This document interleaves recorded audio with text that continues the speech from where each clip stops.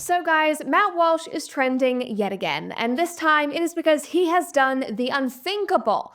Matt Walsh has had the gall to call for unity on the right and refuse to betray his friends.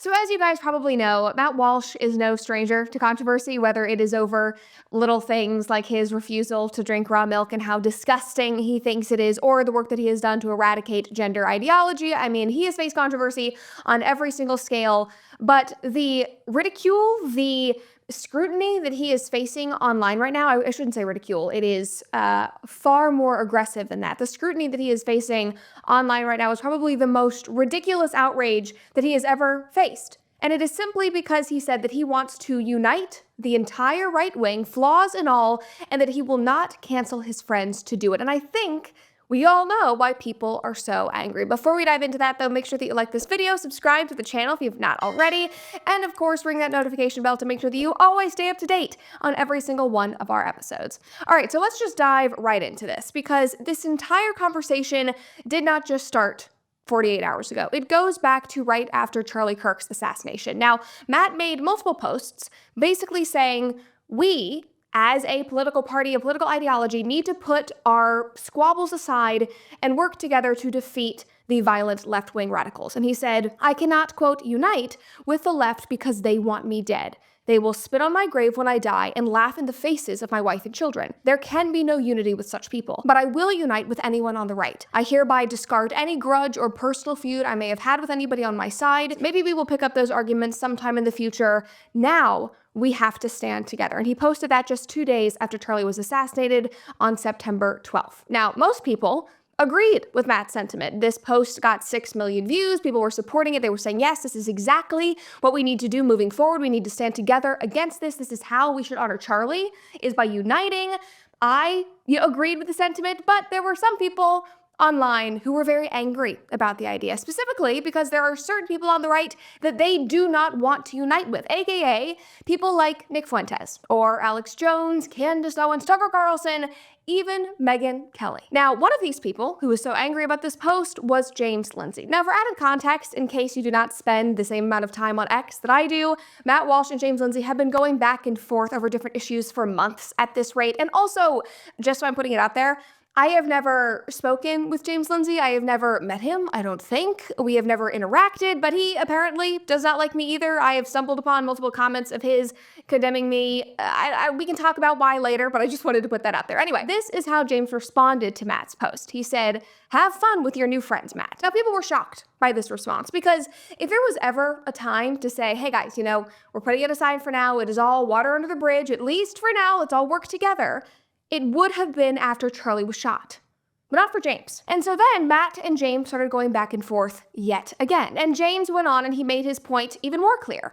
He was saying that it wasn't really about uniting or not uniting with Matt Walsh. It was about who else he would have to be on the same team with. He said, if I take your olive branch, Matt Walsh, who and what do I have to stop criticizing? Your glazing Fuentes. Is that an example of what I'll be required to shut up about for unity? Now, the thing is, Matt Walsh was not glazing Nick Fuentes. I don't think Matt Walsh has ever glazed Nick Fuentes. The thing that James is referring to in this tweet is when Matt was defending Nick from the ridiculous accusations that Charlie Kirk's assassin was a groyper and that Nick Fuentes was to blame. This was an idea that was running rampant, especially in left-wing circles, in the mainstream media. I think a late-night host, it might have even been Kimmel, blamed Nick for this. It was ridiculous. And in my opinion, Matt is a very good and just and fair person for defending Nick in that instance. But again, James didn't see it that way. Somebody else commented and said, I don't understand this, James. He said he'd be willing to unite with anyone on the right. You're on the right. Why do you still have an issue with him? I'd really like to discuss this in October. You know how much I respect you and I respect Matt as well. And James responded and said, he means people like Fuentes. I'm not on the right. The right threw me out. Like, sir, are we having a pity party now? Like, is this what this is? Somebody else replied and said, you should actually engage in conversations with him instead of these stupid online skirmishes. You guys should actually talk.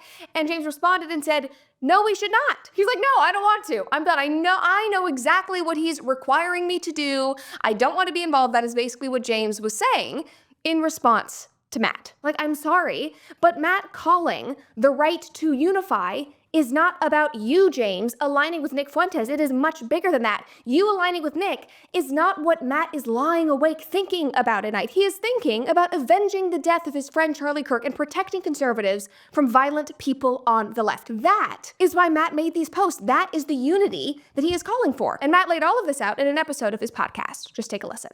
Now, I can tell you where there should be unity. There should be unity on the right among conservatives. And this is a message that I've preached a few times in the last few days on X. That as conservatives, we need to put the petty squabbles and the infighting and all that crap to the side. We can get back to that later. We need unity among conservatives. Now, there are some people who've already turned down this invitation. James Lindsay, for example, when I tweeted this a couple days ago, he told me no thanks. Doesn't want to unite. Doesn't want to stop attacking people on the right. Which even after Charlie was assassinated, that's all he's been doing. Just still going after. Still. That is like not saying anything about the people who would actually be pissing on his grave if he were killed. No problem with them. It's just going after the right.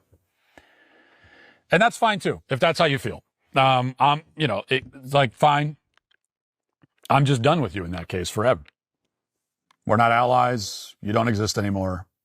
You're irrelevant. If even now, in the face of all this, after one of our most important leaders has been shot and killed on stage in front of us by a deranged LGBT militant, if even now you still have an appetite to spend your time punching right, then I have nothing else to say to you or about you. I mean, that's the beauty of Matt Walsh. He does not pull punches in the slightest. And I love him for it. Now, all of this took place back in September. This is not new news. This is just the context. This is basically like going over the syllabus before you start your new semester at Grand Canyon University. Now, GCU is an affordable private Christian university in the beautiful Phoenix, Arizona, and they offer over 360 academic programs informed by industry and student learning outcomes. Now, in addition to federal grants and aid, GCU's on-campus students received approximately $196 million in scholarships in 2024. And on average, undergraduate students at GCU graduate with approximately $6,200 less federal and private student loan debt than students at private nonprofit four-year universities. And many have the opportunity to graduate in less than 4 years. These are just some of the perks of GCU. And so if you are ready to start your new academic journey and find your purpose, I urge you to visit gcu.edu/myoffer to see what scholarships you may qualify for. Admissible high school seniors and transfer students can schedule a complimentary visit from anywhere in the country. So find your purpose today at GCU. It's private, it's Christian, it's affordable. Again, visit gcu.edu/myoffer. And guys, after a long day of studying at GCU, you are going to want a good steak. And obviously, you need Good Ranchers. Now, this fall, Good Ranchers is challenging America to come back to the dinner table. Every Thursday through Thanksgiving, Good Ranchers wants you to take a pause and share a meal with the people that you love. And here's the best part. Every week, one lucky table will win a free Thanksgiving ham from Good Ranchers just for sharing a photo of your Thursday night dinner. All you have to do is post a photo on your Instagram story, use the hashtag #BackToTheTable, and tag Good Ranchers in your post. And if gathering once a week just feels impossible, that is where Good Ranchers can help. Their meat is high quality, 100% American, it's raised on local farms and delivered right to your door. Plus, the cuts come pre-portioned and triple trimmed, meaning that you will spend less time prepping and more time eating with the people that you love. Thousands of Cooper Troopers have already made the switch to Good Ranchers over the last 3 years, and once you experience the quality and the convenience of Good Ranchers, you will understand why. Just visit goodranchers.com to start your subscription and shop America's best meat. Use code BRETT to get $40 off plus free meat for life. Again, that is code BRETT at checkout for $40 off and free meat for life when you subscribe today. Goodranchers.com. Let's get back to the table. Now, back to the issue at hand. This same conversation about unity involving Matt Walsh came up again after Politico broke the story about the Young Republicans group chat. Now, Matt's take, which is similar to mine, is that there are simply bigger issues at hand. These are people in group chats who, based on my understanding, were trying to make edgy jokes with their friends. It was leaked by a trusted person over a Young Republicans leadership squabble is what I understand. Like, the whole thing just seems like ridiculous and embarrassing, but still a non-issue in the broader political landscape, especially what we are facing in the wake of Charlie's assassination. Now, Politico took that story, they took those messages, those few messages out of like 26,000 that they had to comb through, and they ran with it as a way to distract from the fact that elected Democrat officials routinely call for violence against conservatives, just like we saw last week with a Virginia Attorney General candidate. They do so publicly, openly. And no, it is not a joke. This is not done in group chats. Even with last week, it was done over text. And yet that candidate continued to say, I'm not joking, I actually mean that. Those are not the same. Now, if you don't believe me, let's just take a look at some of the rhetoric from last weekend's No King protests that happened from around the country. Recently, with Charlie Kirk being assassinated, He's a piece of garbage. Of course we were mean. I am so tired of people saying, oh, but, it's a terrible thing. No, Hitler is dead. I'm glad Hitler's dead. Hey! All right, so what you just saw in those two videos is, number one, a woman not apologizing for being mean about Charlie Kirk's assassination, equating him to Hitler, and then you saw a woman making a gun gesture to her neck, and she was doing that at a Republican counter-protester, and guess what? By the way, she is a public school teacher. Shouldn't even be surprised at this point. Other examples here, Libs of TikTok posted this. Photos from Denver's No King protests, quote, Charlie Kirk had it coming. That is a sign that was outside of the Denver Communists booth.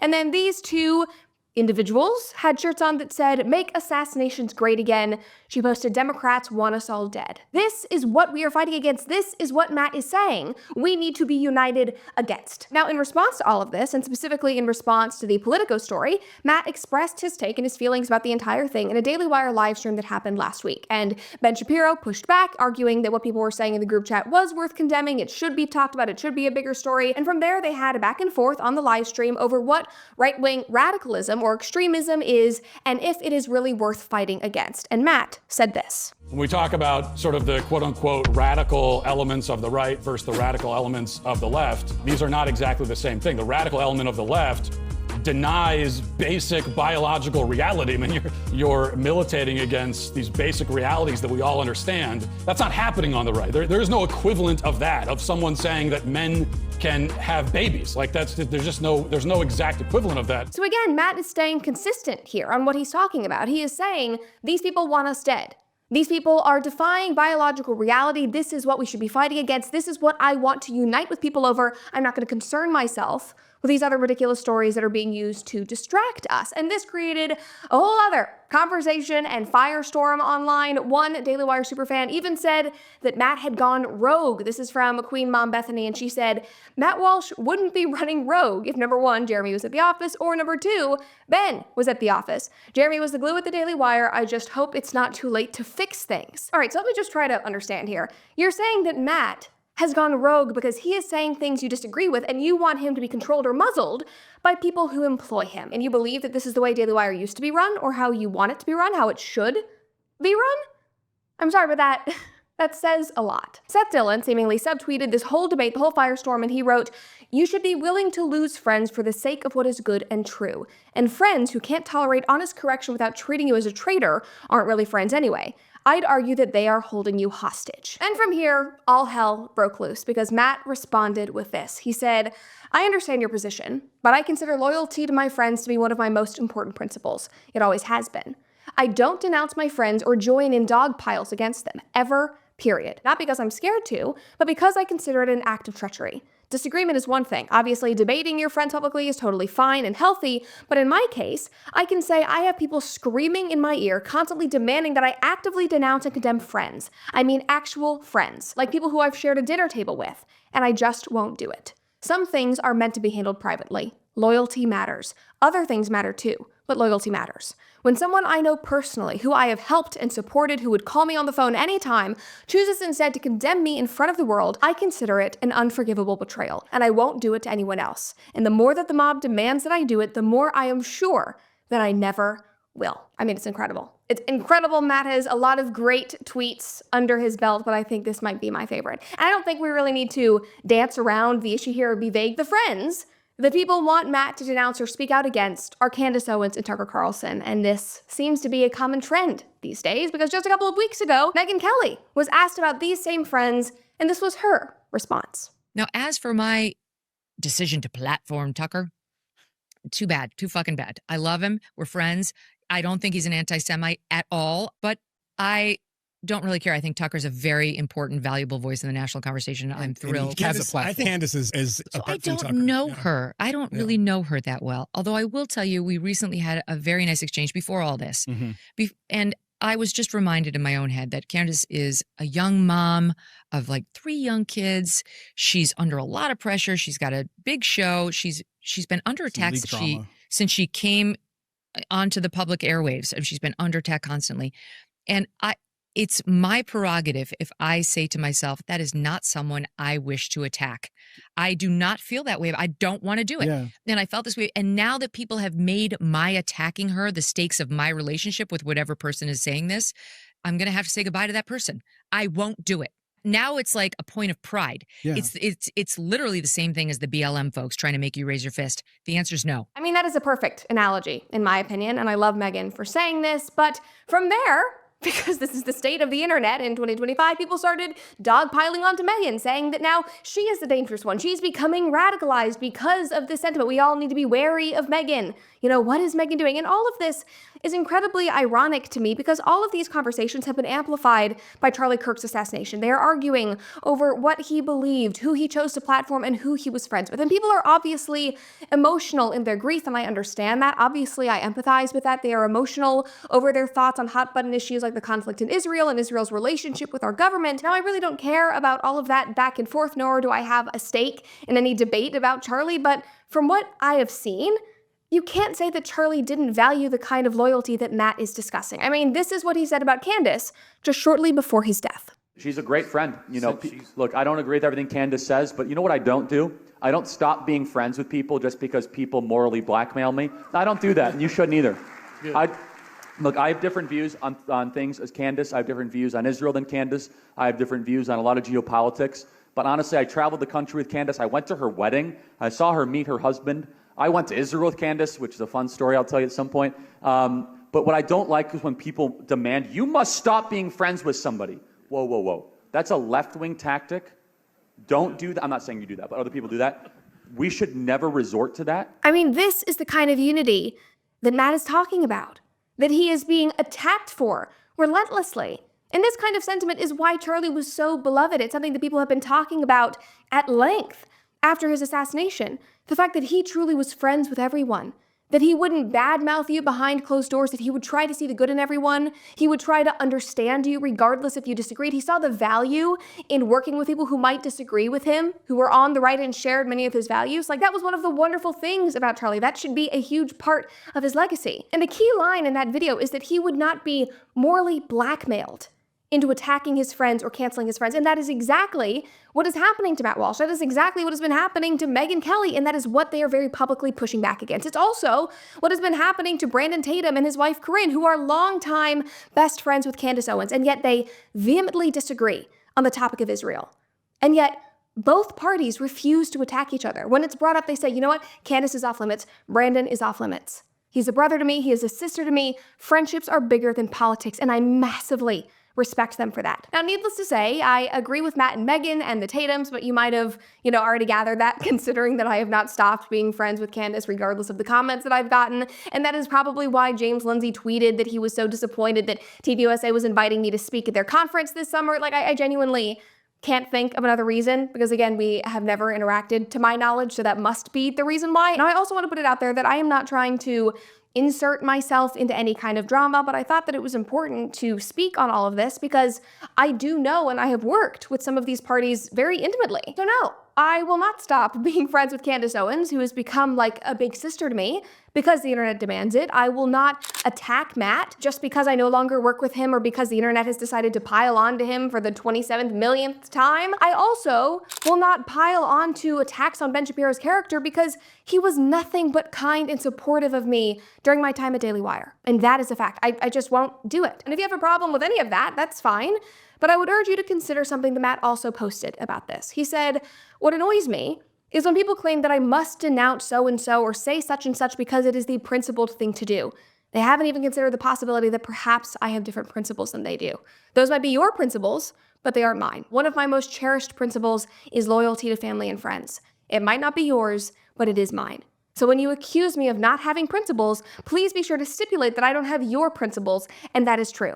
I'm not you and you aren't me. You might want to consider that on occasion." And so if you are angry with Matt If you are angry with Megan or me or whoever for continuing to be friends with somebody who goes against your values or pisses you off on a daily basis, again, that is fine. That is your prerogative. It simply means that we have different values. And guess what? It is a free country. That is the beauty of America. And another thing that I want to say is that friendships in the public eye, especially with politics, especially in 2025 when everything is a hot button issue and tensions are so high, these relationships are complicated because everyone thinks that they know the full story or the extent of your relationship.